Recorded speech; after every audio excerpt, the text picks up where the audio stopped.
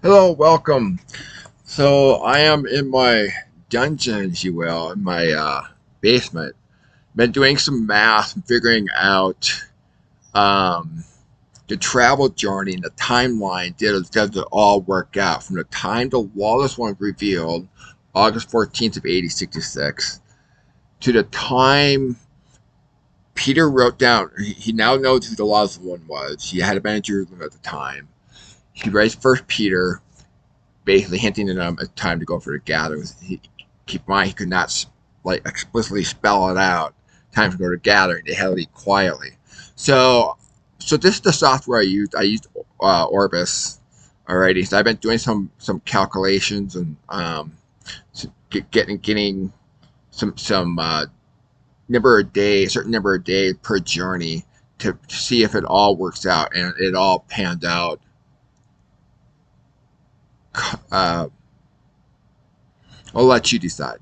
So now it said okay. With Excel, it defaults to 1966. I try to enter in 66. So let me just show you. So I try to get 66. It's strictly to 1966. So just assume 1966 is 8066. Okay. So a lot of one revealed who's Elzer. Alrighty, and Peter's had been there. He's the chief apostle, and they've been expecting the last one to be revealed sometime soon, because they were expecting the 1335-day prophecy to take place. Combine that with prophecy Jesus gave, this generation not passed away until all the things take place. 40 years later, he gave that prophecy in April 1st of 8030, April Fool's Day of all days. And so they're expecting 40 years later to the temple to be destroyed. And the laws won't be revealed, just like Paul had stated, and Second Thessalonians, and so forth. Okay, so Peter identifies the laws one. Then he writes First Peter. He's writing to those 5 churches in Asia, which you now call Asia Minor, and so that had been the next day. Then he would have had Mark would have been with him, all right, because he sent greetings. Okay, so Mark had been with him. I imagine Mark had his own boat. I don't know. But anyway, it's a thought that came to my mind. They're trying to figure out all this journey stuff. So from the time going from Jerusalem to Asia, to the upper portion of Asia, those 5 churches, 8.3 days. Could be a little bit more than that. I did the calculation. Well, you don't see it, but I did it like up here, but the church is actually here. So you don't see the line, because I actually cleared it out after I did. Oh God, I think I got a screenshot of it.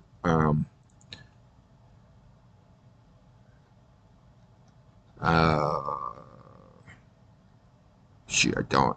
But anyway, I did the math, and it works out. So they traveled by boat from Jerusalem to Upper Asia, to the outer skirt of the 5 churches that Peter wrote to. In 1 Peter 1:1, we see the 5 churches. So the letter would been arrived by 8.3 days. Um, I'd imagine there have been copying going on. This would have been written in Aramaic, originally in Aramaic. Peter only spoke Aramaic. Eventually been translated to Greek. Probably the first language translated eventually. Um, and they would have been able to speak Greek, the Jews that were up there. Peter, on the other hand, could not speak Greek, because he's not considered educated as documented scripture. So anyway, then going back for them to go on your journey now to head out for a gathering, the stick of Joe, the Jews came to Christ. Asia to Alexander, 8.3 days, and then Alexander to Babylon, and Babylon to Petra. So yeah, so here's Alexandria, here's Babylon. So they've been in outer skirts here by boat, and 8.3 days. So, and then from Babylon to Petra, 21.6 days. They had to arrive by September 11th, 8066. This is based on the time times a half a time, going backwards from the 40th year anniversary. Let's see here. Show you what I'm talking about. Um, yeah. No, not this one. Oop. Okay. So let's see here. Ah, shoot.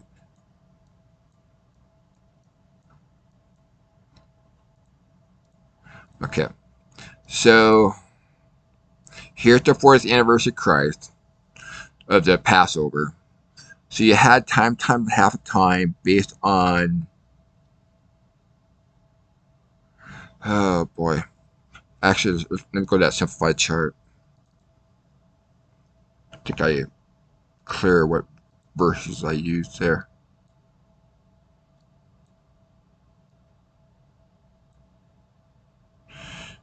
Okay, yeah. So Revelation 12:14 is what I use for the time, half a time going in this direction. So Greek, you read from right, left to right. So points to Passover. Daniel 12 with the other time, 12:7 with the other times and half a time. That's written in Hebrew. It's written from right to left, uh, and read from right to left. It points to the 40th anniversary Passover of Christ. It all centered around the Passover of Christ. It's interesting seeing the pattern, the 40-year pattern between 80-30 to 80-70, 80-26, 80-66, 80-33, 80-73. Um, it it takes a lot of study to get to that point. So if you're hearing this, you're like, what? Um, I should probably write a whole book on this. I don't know. It's just a lot to this. But anyway, so when you go backward to times half a time, it brings you to now that's tied to the Yom Teruah, all right? So when you go backwards, so half a time starts on the last day, Tishri 10, Hebraic calendar, the Jewish feast of Yom Teruah, and you go 5 days backwards, it brings you to Tishri 6, which is September 11th, 1866. So that's how I came up with the date, September 11th, 1866. Because I know it's based on the times and half a time. And it's associated with the Yom Teruah. I discovered that by accident because I already saw their last day. If you go in this direction from left to right, I already saw their last day based on the 1260-day prophecy and reading books of Josephus and tying it all together. And then I'm like, wait a minute, it's only day 5 out of 10 of the Yom Teruah. So I'm kind of scratching my head. And then all of a sudden, wait a minute, times a half a time, you get the exact same day. And that's how I discovered that, oh, the times a half time is associated with the Yom Teruah. Yeah, it worked perfectly. So I discovered that by accident. So anyway, so that's how I got September 11th, 1866. And so it was exactly 7 years they're gathering. The stick of Joseph was here. Then they prepared a place for the stick of Judah. Just like Jesus, he was talking to the stick of Judah in John 14, I will prepare a place for you. So what Jesus is referring to there with the stick of Joseph in Petra, preparing a place for them. So when they fled the temple, stick of Judah, they had a place prepared for them. And it was the stick of Judah that did that. And so the stick of Judah was the one that went through the entire tribulation. The 1335 days and so forth, Daniel 12:12 talk about the 1335 days. They endured that whole thing. The stick of Joseph, on the other hand, they left like halfway through their tribulation. So it started right here. This is the tribulation throughout the Roman Empire. So they're the one during this. This is not the tribulation pertinent to Jerusalem, but Roman Empire. Okay, the surrounding areas. All right. So they left like halfway through, and then of course Gentile Christians suffered at the end, but had no idea what happened. You know, with the Jews that left. They left quietly. So anyway, so the math works out. So they from Asia to Alexandria, where Mark was, and then from Alexandria to Babylon. Now, who knows? Maybe they went straight to Babylon. I say there's a very good chance they went straight to Babylon based on what Peter wrote.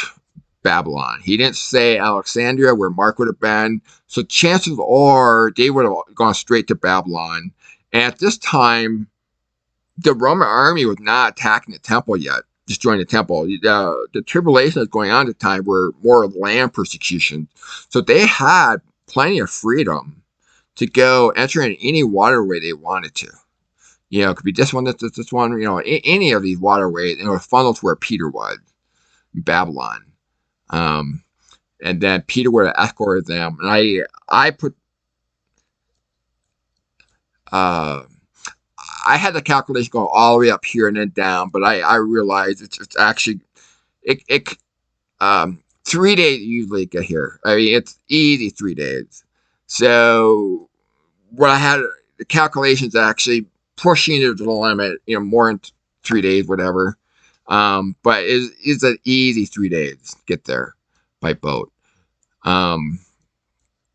So I ended up with a gap of from 8/20 or August 20th to August 15th, a 5-day gap. So there's a little bit of cushion there. So it's very doable. What I just described to you, how it came from the time the laws were revealed to the time that they had arrived at their gathering, the stick of Joseph. It works. So comfortably, actually. I don't know how comfortably the word. It is kind of tight. I mean, they moved. Okay, so 5 days. They definitely moved. I mean, Peter was on it right away, writing for Peter, and eventually they would arrive to Petra for their gathering. Now, why do I say Petra? I have videos on that gathering. Definitely not in Rome. Oh my gosh, people. It's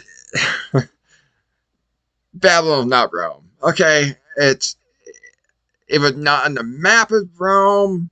The word Babylon, there was no such thing as Babylon, Italy. It's not code for anything. Peter he wasn't using metaphorical language. He was not using apocalyptic literature.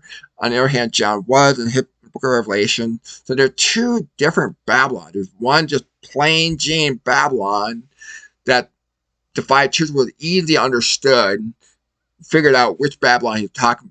There's only two Babylon on the map. You have Babylon Iraq and Babylon Egypt. They knew which one that Peter was referring to. Peter did not have to say Iraq or Egypt. They already knew it was. And there's a reason why Peter not supposed to spell it out, because they had to leave quietly for gathering. So everything is just, they couldn't have their persecution follow them. I mentioned that several times in my various videos. So you're probably tired of hearing it if you watch my other videos. So anyway, so the math works out. And so, yeah, so I believe Mark lived here in Alexandria. Peter lived there, and Mark did a lot. Most of their heart was in Jerusalem. They spent a lot of time in Jerusalem. Per John 21, Peter been feeding them, feeding the house of Israel. The Gentiles were not in the picture at the time of their conversation, John 21. That did not come on the scene until at least 3.5 years later, or about 3.5 years later, Gentile household at Acts 10. That's when they started coming on board. So John 21 did not apply to Gentiles at all. If you believe it applied to Gentiles at all, you are going down the path of confusion, 100% guaranteed. 100%. There's no getting around it. So anyway, yeah. So I just want you to know that it all worked out. It fits the timeline. What I had mentioned in my timeline. Should go to my timeline. So, the lawless one revealed right here. And that's what this dash line is. I give you information about that, who it was. Eleazar, he was the grandson of, he's the man of lawless. He was the grandson of Judas Iscariot, the one who created Jesus. He's the one that he would governor of the temple. The temple is God. Keep in mind they were often worshipped Caesars and governors, you will. So the math all works out. So then the next day began the 1365-day prophecy, which brings them to their last to their last day at the temple. They fled on Thursday afternoon, April 10th, AD 70. Their prayer was answered. Per Jesus, that pray your flight not to place in the winter. The Jerusalem was surrounded by army at this point by Titus. Remember, Jesus said, surrounded by army, no desolation is near. And then they fled. They already had a place prepared for them. Stick of Judah by the stick of Joseph, who had already been there for about 3.5 years. And the timing that works out too, based on some articles, I came across with timing, how long it would take to prepare Petra for them. So that worked out too. Yeah, this article right here, if you click on this here, it all works out. I mean, it's, yeah, so been fun. So I just want to share that with you. And, yeah, got to share good stuff, right? So no sense hiding it. All right, well, thank you very much, and hope you have a great rest of the day.